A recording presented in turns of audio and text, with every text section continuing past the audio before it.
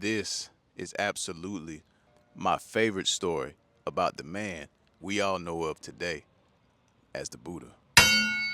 The story is titled Angry Man Spits on the Buddha.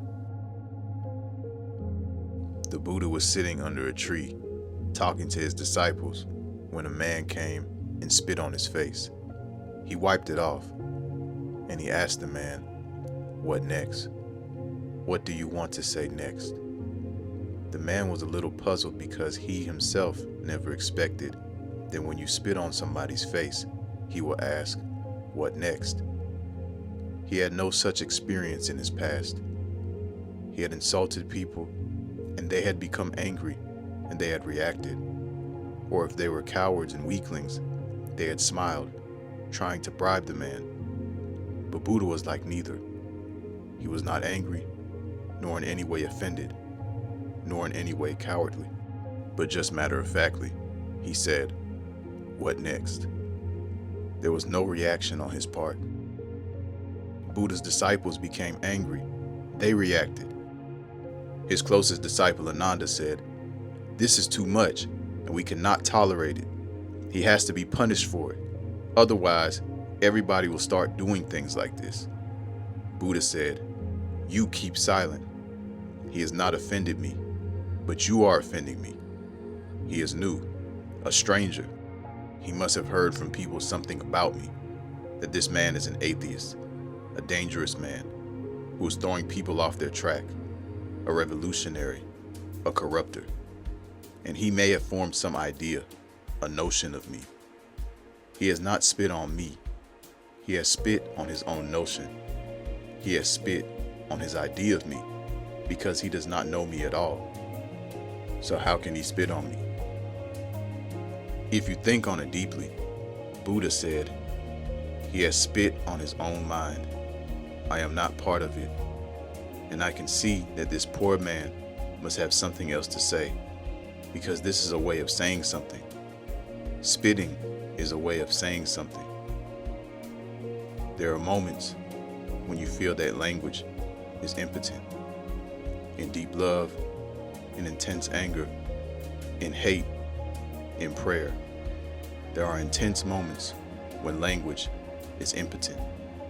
Then you have to do something. When you are angry, intensely angry, you hit the person.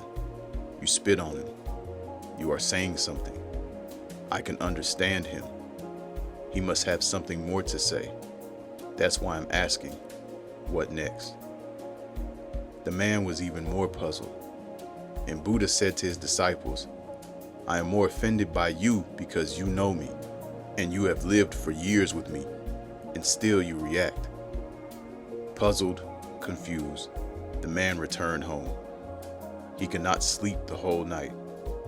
When you see a Buddha, it is difficult, impossible to sleep again the way you used to sleep before. Again and again, he was haunted by the experience. He could not explain it to himself. What had happened? He was trembling all over and perspiring. He had never come across such a man. He shattered his whole mind and his whole pattern, his whole past. The next morning, he was back there. He threw himself at Buddha's feet. Buddha asked him again, "What next?" This too is a way of saying something that cannot be said in language. When you come and touch my feet, you are saying something that cannot be said ordinarily, for which all words are a little narrow. It cannot be contained in them. Buddha said, "Look, Ananda, this man is again here. He is saying something. This man is a man of deep emotions." The man looked at Buddha and said, "Forgive me for what I did yesterday." Buddha said, "Forgive? But I am not the same man to whom you did it. The Ganges River goes on flowing. It is never the same Ganges again. Every man is a river. The man you spit upon is no longer here. I look just like him, but I am not the same. Much has happened in these 24 hours. The river has flowed so much, so I cannot forgive you because I have no grudge against you. And you also are new. I can see you are not the same man who came yesterday, because that man was angry and he spit, whereas you are bowing at my feet, touching my feet. How can you be the same man? You are not the same man. So let us forget about it. Those two people, the man who spit and the man on whom he spit, both are no more. Come closer. Let us talk of something else. Here are a few amazing takeaways. The first amazing takeaway is, of course, he spat on his own mind. When you really think about that, it's true.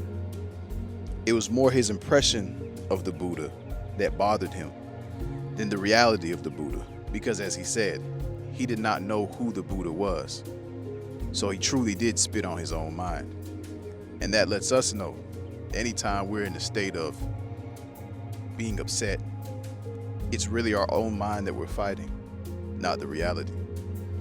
The second thing is, as he said, the river Ganges goes on, and it's never the same river.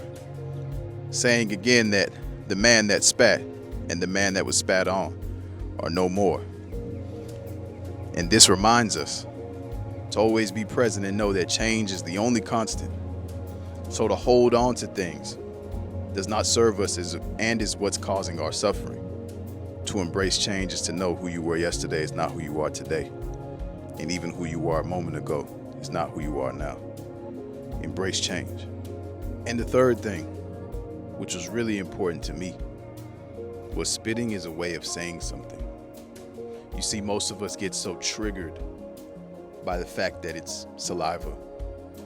But if a child did it, you wouldn't be quite as upset because you believe the child to be ignorant. When the truth is, even if an adult does it, it's still their inner child doing it. It's still their ignorance that they're acting from. And when you see it as it is, as the Buddha said, this is a man of deep feeling and emotion. It's true. When somebody acts in these ways, it's just their way of saying something. And if you're in a space of wanting to develop this type of consciousness, which we call Christ consciousness, then we must develop the ability to see things as they are, not as we wish them to be. And in that way, it won't be charged with all this emotion. And then we won't feel like we have to react. But we can then see it as it is and then respond in kind. Much love to everybody. I appreciate you guys supporting me. And this was Story Time with Bizzel. We'll see you next time. Peace.